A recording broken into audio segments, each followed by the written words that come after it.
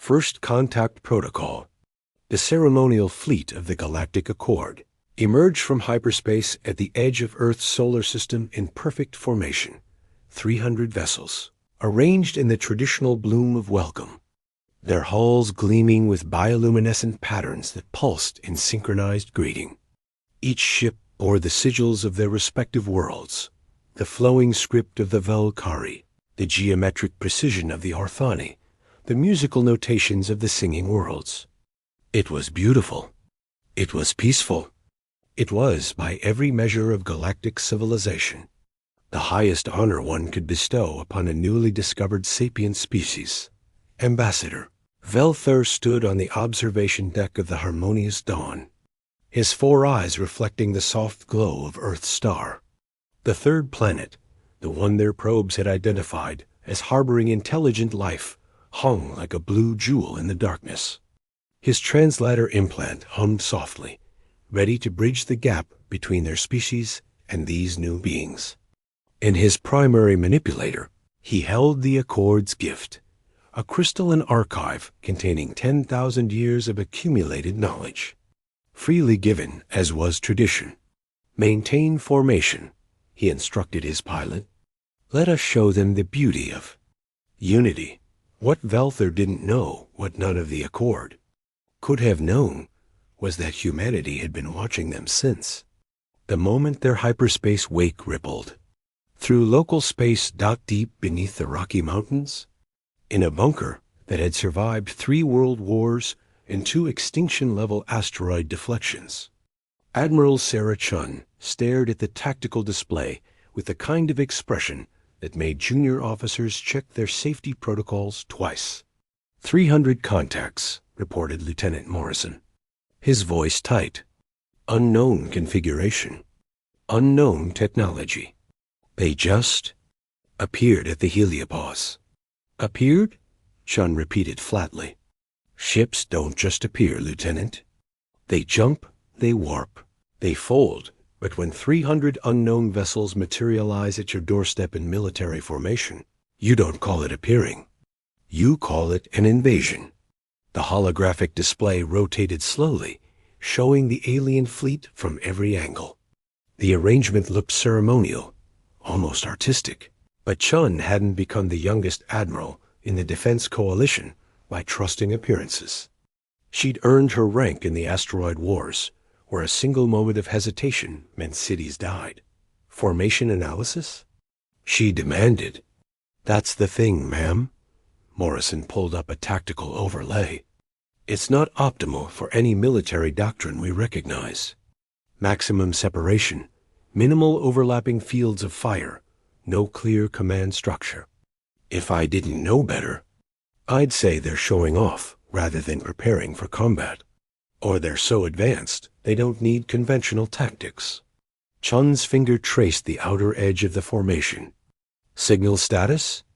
Multiple transmission attempts detected. None in any language we recognize. They're cycling through what appears to be mathematical sequences, prime numbers, basic chemistry. They're trying to communicate, Admiral. Chun's jaw tightened. Of course they are. That's how every invasion starts, with a friendly hello. She'd studied the records, everything from human history to theoretical xenocontact scenarios. The pattern was always the same. Show of force, attempt communication, establish superiority, demand compliance. Earth had sworn centuries ago, never again. Scramble the fleet, Chun ordered. Full deployment. Dreadnought Protocol 7. Morrison's face went pale. Ma'am, that's... I know what it is, Lieutenant. Do it. Across Earth's orbital sphere, humanity's answer to the cosmos began to wake. Dreadnoughts that had been built in the dark years after the collapse, when humanity had stared extinction in the face and decided to build weapons that could kill planets if necessary. Massive, brutal machines designed by a species that had survived ice ages, supervolcanoes, world wars, and climate apocalypse. The Earth Defense Fleet didn't emerge in pretty formations. They materialized like sharks sensing blood 6 dozen heavy dreadnoughts. each one bristling with weapons designed to crack continents.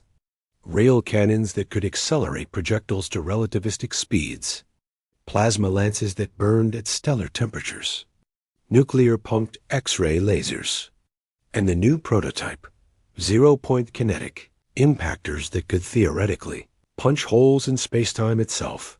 They didn't announce themselves with bioluminescent greetings. They locked targeting solutions and waited for orders to fire. On the harmonious dawn, every alarm in the ship screamed at once. Velthur, his tactical officer, a singing world native, whose name translated roughly to Morning Chorus, gestured frantically at the display. Ships, weapons, they're armed. The ambassador stared in disbelief as the human fleet materialized around them, not around surrounding them. In every tactical doctrine known to the Accord, this was an aggressive posture. But more shocking than the positioning was the ships themselves. They were wrong. Every line, every angle, every design choice screamed of violence. Where Accord vessels were grown from living metal, shaped by biological engineering into forms that honored aesthetic and efficiency in equal measure, the human ships looked like they'd been beaten into shape with hammers. Angular, brutal, covered in what could only be weapon emplacements. How many? Velthur whispered. 74 primary contacts. Admiral, they're targeting us. All of us. Multiple locks on every ship. Velthur's translator struggled to process the emotional context. These humans had met the Accord's peace offering with enough firepower to sterilize a continent. What kind of species brings dreadnoughts to a first contact? Open all channels, he ordered, fighting to keep his voice steady. Broadcast on every frequency. Tell them we come in peace. Already broadcasting, sir. No response. Mathematical sequences? Cultural exchange protocols? Yes, and yes. Sir, they're not responding. They're just watching us. Velthur made a decision that would later be studied in every military. Academy humanity would eventually build with the Accord.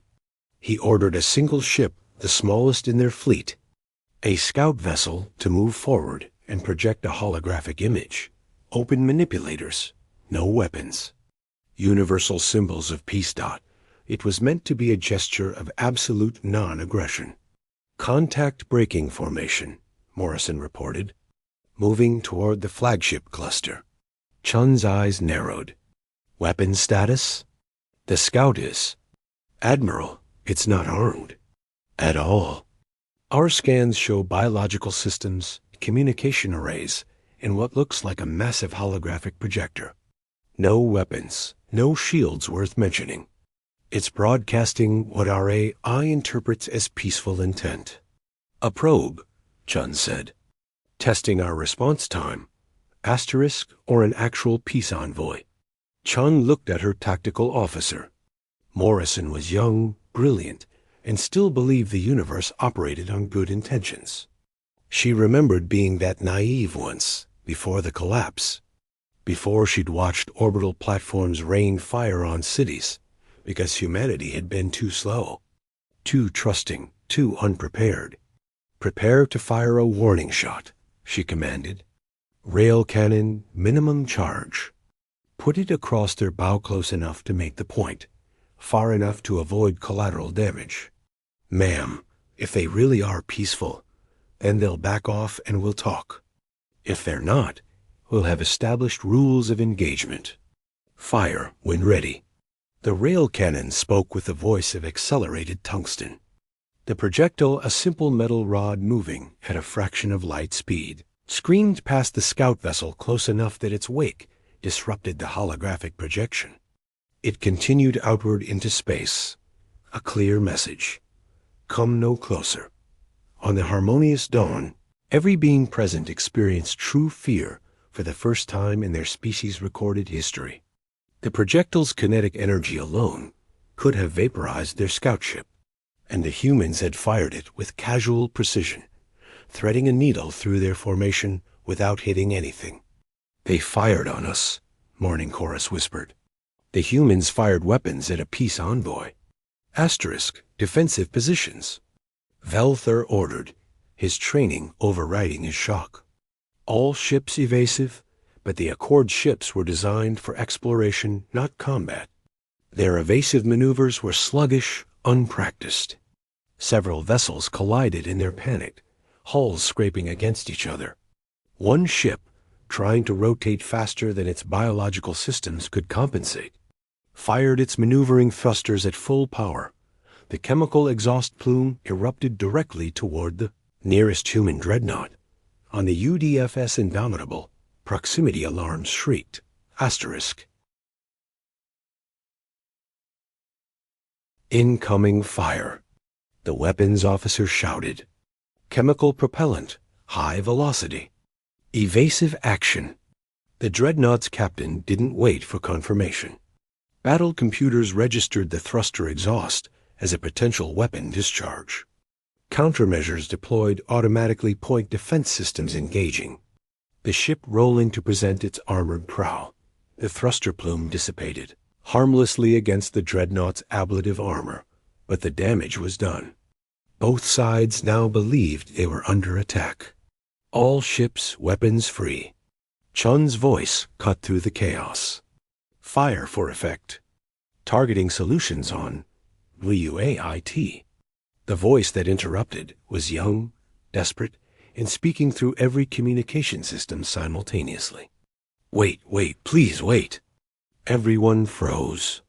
The voice was human, or at least being translated into human language through channels that hadn't existed seconds before. "This is junior linguist Marcus Webb. Oh God, please don't shoot. I just hacked the translation matrix. They're not attacking. They're scared. Their language, I can read it. They're trying to say welcome. Not surrender. The word means welcome." Chun's finger hovered over the firing authorization. "Explain." 5 seconds. "The mathematical sequences weren't tactical data, Admiral. They were poetry. The formation isn't military. It's called the bloom of welcome. It's like rolling out a red carpet made of spaceships." "And that projectile we fired?" "We just shot at what they consider a peace envoy. Admiral, they thought we were welcoming them, and then we opened fire." The communication station erupted with voices dozens of alien languages, all filtering through Webb's hastily constructed translation protocol. The Admiral heard fear, confusion, desperate pleas for understanding. And underneath it all, one question repeated in a dozen different ways. "Why are you attacking us?" Chun felt the blood drain from her face. She'd nearly started a war because humanity had forgotten how to recognize peace. "Ceasefire order," she said quietly. "All ships stand down. Hold positions, but do not engage." She took a breath that felt like swallowing glass. "Get me a direct line to their command ship. And get me every linguist, anthropologist, and diplomat we have. Now." 10 minutes later, Admiral Sarah Chun found herself staring at the holographic projection of Ambassador Velthur, being whose species she hadn't known existed until 20 minutes ago, and trying to explain why. Humanity's first instinct had been to meet friendship with firepower. "You have to understand," she began carefully. "Earth has been through. We've survived things that shouldn't be survivable. We've faced extinction more times than we can count. When we see 300 unknown ships appear at our doorstep, our history tells us to prepare for the worst." Velthur's translator rendered his response with careful precision. "We came to welcome you to the Galactic Accord.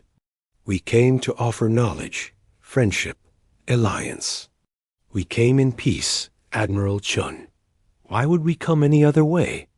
Chun looked at the ambassador, at his earnest confusion, at a being from a civilization that had apparently forgotten what it meant to be afraid of strangers. And she realized something that would change everything. "Because, Ambassador," she said softly, "we've never known a universe that came in peace. Every threat we've ever faced came with a smile and a promise. Until this moment, we thought first contact and invasion were the same word. Velthur was silent for a long moment. Then, Admiral Chun, why did you bring warships to greet us? Because, Ambassador, on Earth, we don't send anything else. Our exploration vessels carry weapons. Our cargo ships carry weapons. Our civilian transports carry escape pods armed with weapons. It's not that we're violent. It's that we're survivors. Another pause. Then Velthur asked the question that would reshape galactic civilization. Admiral, what if I told you that survival instinct is precisely why we came to find you? What if I told you that something is hunting civilizations across the galaxy, and the Accord 3,000 worlds of peace has forgotten how to fight back? What if I told you that Earth's weapons, Earth's paranoia, Earth's brutal survival instinct, is exactly what the galaxy needs? Admiral Chun looked at her fleet of dreadnoughts, then at the alien ambassador, and understood that first contact hadn't been a near disaster. It had been an audition. Tell me about this threat, she said, and tell me why a civilization of pacifists thinks Deathworlders can help. Velthur's 4 eyes gleamed with something Chun recognized, desperation wrapped in hope. Because, Admiral, the hunters are coming, and we need someone who knows how to bare their teeth. Asterisk. The hunters become the hunted. The council chamber of the Galactic Accord floated in the void between stars, massive biodome constructed from living crystal that pulsed with soft, amber light. 3,000 worlds had representatives here, each species more alien than the last.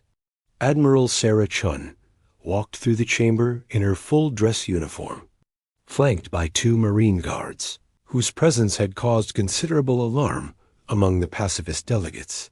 She'd refused to attend unarmed. Old habits? Admiral Chun of Earth, Velthur announced, his voice amplified through the chamber's organic acoustic systems. We welcome you to the Council of Accord. Chun scanned the assembled beings, crystalline entities that communicated through light refraction, gaseous swarms that coalesced into vaguely humanoid shapes, aquatic species in mobile water spheres, beings that existed partially in dimensions she couldn't see. And every single one of them was staring at her with expressions she'd learned to interpret in the 3 weeks since first contact. Fear. They were all afraid of her, not because she'd threatened them, but because humanity represented something they'd successfully bred out of their civilizations. Millennia ago, the capacity for organized violence. Thank you, Ambassador, Chun replied, her voice steady. I understand you have a problem that requires our particular expertise. A ripple of discomfort passed through the assembly.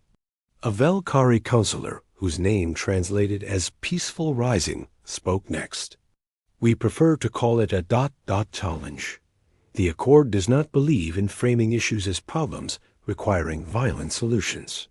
Chun felt her jaw tighten, but kept her diplomatic mask in place. With respect, Counselor, when I reviewed your briefing materials, I counted 47 colony worlds that have gone silent in the past decade. Another 12 that reported massive population losses before communication ceased. That's not a challenge. That's a pattern of systematic extermination. The chamber fell silent. Chun had broken an unspoken rule. The Accord didn't use words like extermination. Velthur stepped forward, his diplomatic training smoothing over the tension. Perhaps we should show the Admiral what we know. Lights, please. The chamber dimmed. A holographic display materialized in the center, showing a sector of space Chun didn't recognize. Velthur manipulated the controls, and the image zoomed in on a garden world that could have been mistaken for Earth. Green continents, blue oceans, white cloud formations. Beautiful. This was Kelver Prime. Velthur said quietly. Population, 4 billion. A peaceful civilization that had just developed faster than light travel. They were preparing to apply for Accord membership when the image changed. The planet's surface was gray now, lifeless. Massive striations carved through the continents like claw marks. The atmosphere had been stripped away, leaving a dead rock tumbling through space. What did this? Chun asked, though part of her already knew. She'd seen similar devastation in human history's scorched earth tactics, nuclear winter, weaponized climate collapse. But this was worse. This was surgical. "We call them the Shroud," said Morning Chorus, the singing world representative who served as the Accord's closest equivalent to a military analyst. They appear without warning, usually in systems that have recently achieved FTL capability. They harvest everything technology, biological matter, energy signatures. Then they move on, leaving nothing behind. "Harvest," Chun repeated. "You make them sound like farmers." "We don't know what else to call them, Admiral. We've never successfully communicated with them. We've never seen them clearly. They operate in the gaps between our sensor ranges, using technology we don't understand." Chun studied the dead world, her tactical mind already working. "Show me an engagement. You said you've tried to defend colonies. Show me what happened." Velther hesitated, then complied. The hologram shifted to show a different system, this one with an active Accord defense fleet. Chun counted 50 vessels, all arranged in what she now recognized as standard Accord formation, aesthetically pleasing, maximum visibility, designed to project peaceful strength. Then the Shroud arrived. They didn't enter normal space so much as tear through it. Dark shapes that seemed to absorb light itself, visible only by the distortion they caused in the surrounding starfield. The sensor data showed them as voids negative space, where matter shouldn't be able to exist. The Accord fleet's response was immediate and completely ineffective. Their weapons designed more for ceremonial display than actual combat splashed harmlessly against the Shroud vessels. Energy beams that could cut through asteroids simply vanished into the darkness. Kinetic projectiles were absorbed without impact. The Shroud's counterattack was brutally efficient. Focused bursts of something Chun's technical team would later theorize it was weaponized. Entropy simply unmade the Accord ships. Molecular bonds dissolved. Power cores collapsed into quantum foam. Living hulls died screaming. 30 seconds. That's how long the battle lasted. "Jesus Christ," whispered Captain Rodriguez, Chun's tactical advisor. The hologram showed the aftermath. The Shroud vessels descending on the colony world like a swarm, beginning their harvest. The recording ended. "How many times has this happened?" Chun asked quietly. 59 recorded engagements, Morning Chorus replied. 0 successful defenses. We've evacuated when possible, but the Shroud moves faster than we can coordinate. Admiral Chun, the Accord has 3,000 member worlds. We've lost 59 colonies in 10 years. At current rates, we'll lose 300 more in the next decade. And if the pattern holds, eventually they'll come for our core worlds. Chun turned to face the council. "You need someone to teach you how to fight." "No," Peaceful Rising said firmly. "We need someone to fight for us. The Accord will not abandon 3,000 years of peaceful philosophy. We will not become murderers, even to save yourselves. Especially then. If we become like the Shroud, if we embrace violence, then we've already lost everything that makes us worth saving." Chun understood then. The Accord hadn't recruited Earth as allies. They'd recruited Earth as mercenaries. Outsource the violence, keep their hands clean, maintain their moral superiority. The marine part of her wanted to walk out. But the strategic part, the part that had kept humanity alive through countless extinction events, saw the bigger picture. "Counterproposal," she said. "We don't fight for you. We fight with you. But that means you accept that some of your people will need to learn combat doctrine, not to become killers, but to become survivors. And in return, Earth gets full access to Accord technology, resources, and a seat on this council. The chamber erupted in debate. Chun waited, arms crossed, while 3,000 worlds argued about whether survival was worth compromising their principles. Finally, Velther raised his manipulators for silence. The Admiral's proposal is ... acceptable. But understand, Admiral Chun, we are placing extraordinary faith in your species. We're giving weapons to the only civilization we've encountered that already knows how to use them. I understand the risk, Ambassador. But understand this. The Shroud are predators. They're used to hunting prey. They're about to learn what happens when prey evolves teeth. 6 weeks later, Chun stood on the observation deck of the newly commissioned Unity Station, a joint Earth Accord facility where the impossible was happening. Humanity was teaching aliens how to wage war. It was going about as well as expected. No, no, no. Sergeant Major Patricia Okongo's voice echoed through the training bay. When I say take cover, I don't mean arrange yourselves artistically behind the barrier. I mean get down and stay down until the shooting stops. Chun watched through the observation window as a squad of Velkari recruits attempted and failed basic combat maneuvers. They moved too slowly, communicated too openly, exposed themselves constantly. 3,000 years of peaceful evolution had left them utterly unprepared for anything resembling combat. This is impossible, Rodriguez muttered beside her. Admiral, they don't have the instincts. They literally can't think in terms of threat assessment and tactical advantage. It's been bred out of them.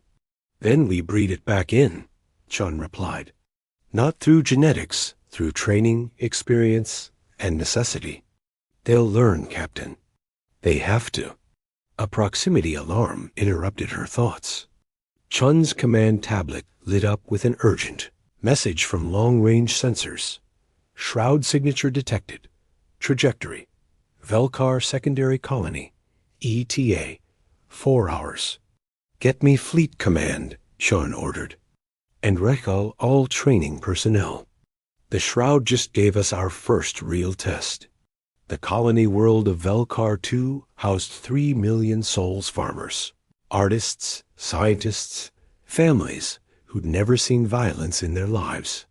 When the evacuation order came, chaos erupted. The Accord's evacuation ships could maybe save half the population in 4 hours. Maybe. Chun's fleet arrived at the 3-hour mark. Earth dreadnoughts and 30. Accord vessels, the latter crewed by volunteers who'd completed Chun's accelerated combat training. It wasn't enough firepower to guarantee victory, but it was enough to make a statement. All ships, battle formation Echo 7, Chun commanded from the Indomitable's flag bridge. Accord vessels, maintain secondary positions. Do not, I repeat, do not engage until you receive direct orders. Your job is to observe and learn. Admiral, Velther's voice came through the comm, broadcasting from the Accord flagship New Dawn. If this fails, if we lose, we won't lose, Ambassador. We're Deathworlders. Losing isn't in our vocabulary. The Shroud arrived right on schedule, tearing through reality like wounds in space itself. 6 capital ships, each one a void that consumed light. Chun's sensors showed the familiar pattern. They'd move to surround the planet, begin harvesting, and ignore any resistance. Except this time. Resistance knew what it was doing. Weapons free, Chun ordered. Target the lead vessel. Full spread, alternating munitions. Let's see what makes them bleed. Humanity had spent 6 weeks analyzing every second of Accord combat footage. They'd identified patterns, weaknesses, gaps in the Shroud's seemingly invincible armor. The theory was sound. Now came the test. The Indomitable fired first, not with conventional weapons, but with something Earth scientists had developed specifically for this engagement: quantum disruption torpedoes. If the shroud operated by manipulating space-time physics, then weapons that destabilized quantum states might actually reach them. The torpedoes streaked through space, their warheads containing compressed exotic matter that shouldn't exist in normal physics. When they impacted the lead shroud vessel, reality itself seemed to flinch. The void flickered.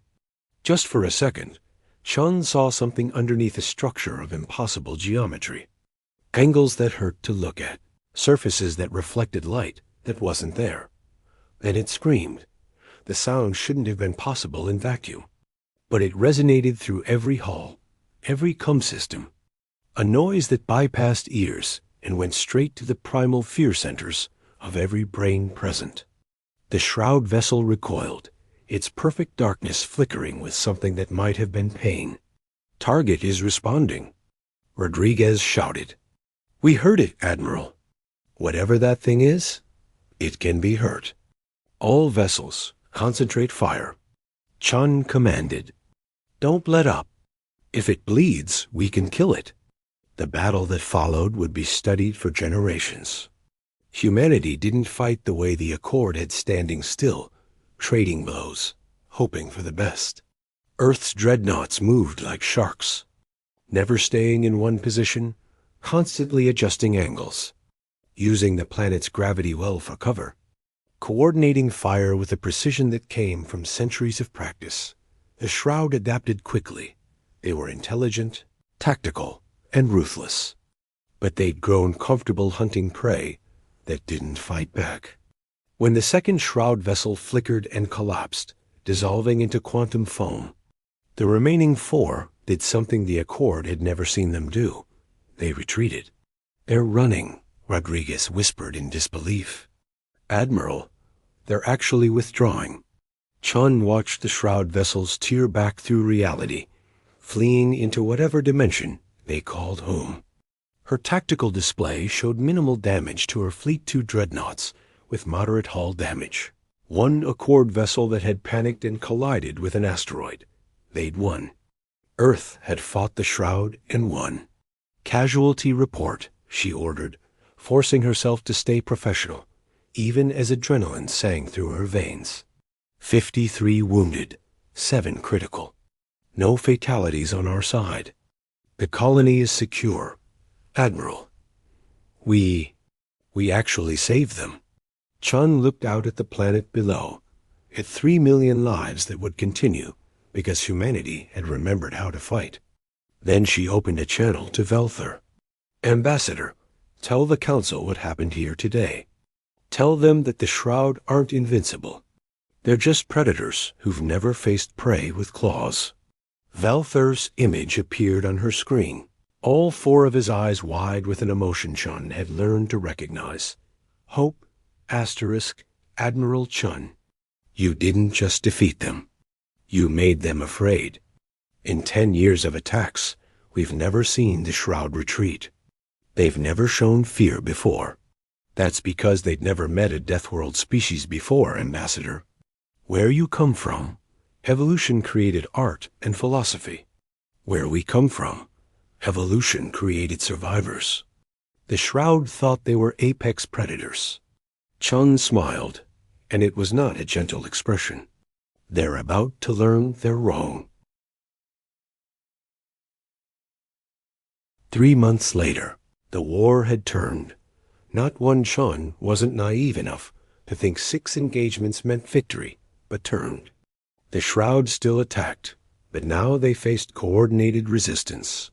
Human tactical doctrine had spread through the Accord like wildfire. Species that had never raised a weapon in anger or learning to defend themselves, guided by Earth's brutal experience. More importantly, the galaxy's psyche had shifted. The Accord was no longer a civilization of victims waiting for destruction. They were survivors, learning to bare their teeth. Chun stood in the council chamber again, but this time the delegates looked at her differently. Not with fear, but with respect and, in some cases, gratitude. Admiral Chun, peaceful rising spoke, and Chun noted the irony of a pacifist becoming one of her strongest advocates. The Council has voted. Earth is granted full membership in the Galactic Accord, with all rights and privileges thereof.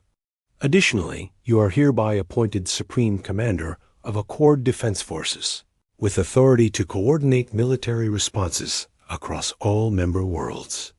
Chun had prepared a gracious acceptance speech. Instead, she spoke from the heart. I accept with one condition. We don't call them defense forces.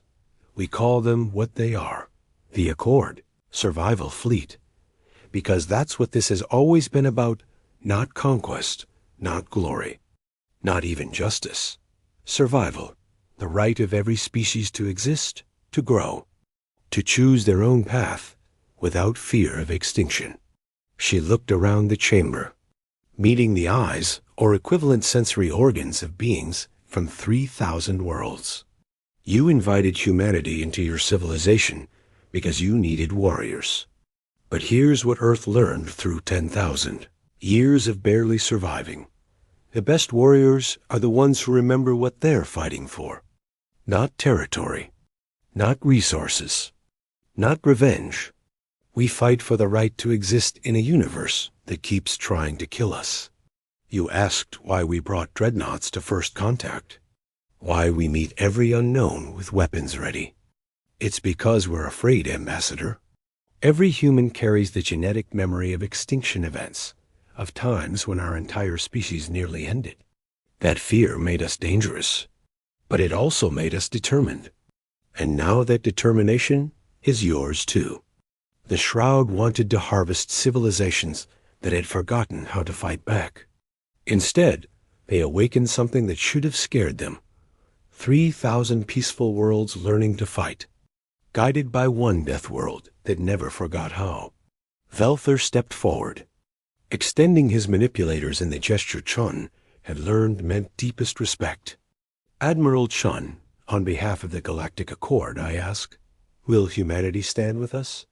Not as mercenaries, not as hired guns, but as equals. As friends? Chun thought about Earth, about a species that had clawed its way up from the caves to the stars through sheer stubborn refusal to die. About wars and peace, about the thin line between survivor and monster. About whether humanity could be trusted with the fate of 3,000 worlds. Then she thought about Velkar too, about 3 million souls who lived because Earth had remembered how to fight. About Accord recruits who were slowly, painfully learning that peace was worth defending with violence when necessary. About a galaxy that was learning what humanity had always known. Survival isn't pretty, but it's precious. We'll stand with you, Ambassador, she said finally. Not because we love War God knows we don't, but because we understand something the Shroud doesn't. Predators hunt prey. But when prey evolves into something that hunts back, that's when predators learn fear. The Shroud wanted to harvest us. Instead, they're about to discover what happens when Garden-Worlders and Deathworlders unite. They wanted to hunt civilizations. Chun's smile was sharp as a blade. We're going to teach them what it means to become the hunted. The council chamber erupted in applause, a sound that varied wildly depending on species. But the sentiment was universal. Hope, determination, the will to survive. In the observation deck above, watching through reinforced crystal, a young Velkari officer who'd survived Chun's training program turned to his human instructor. Sergeant Okonkwo, he asked quietly, do you think we can really win? Against the Shroud, against everything they represent? Okonkwo looked at her student, a being whose ancestors had never known violence, who'd been taught to fear it, to avoid it, to see it as the ultimate failure of civilization, who was now learning to wield it in defense of everything his people held dear. Kid, she said, humanity has survived ice ages, plagues, world wars, asteroid impacts, and our own worst impulses. We've stared extinction in the face a dozen times and said, not today. The Shroud? They're just the latest thing trying to kill us. And here's the secret about Deathworlders. We don't survive because we're lucky. We survive because we're too stubborn to die and too mean to quit. Now you're learning that too. So yeah, we can win." She clapped him on the shoulder gently, because she'd learned humans were unnervingly strong by galactic standards. The Shroud thought they were hunting prey. They didn't realize prey could evolve. They expected negotiation. Her grin was fierce. They got a dreadnought fleet instead. Below them, Admiral Chun was already planning the next phase-coordinated strikes, strategic defenses. The long war that would decide whether the galaxy belonged to predators or survivors. The Shroud had made a critical error. They'd given humanity a cause beyond their own survival. They'd threatened Chun's allies, her friends, 3,000 worlds of beings who'd shown Earth that the universe didn't have to be hostile. And humanity, forged in the fires of extinction and tempered by millennia of barely surviving, had learned one lesson above all others. When someone threatens your family, you don't negotiate. You end the threat. The war for galactic survival had begun, and the Shroud were about to learn why you never, ever back a Deathworld species into a corner, because that's when survivors become hunters. The end. Asterisk.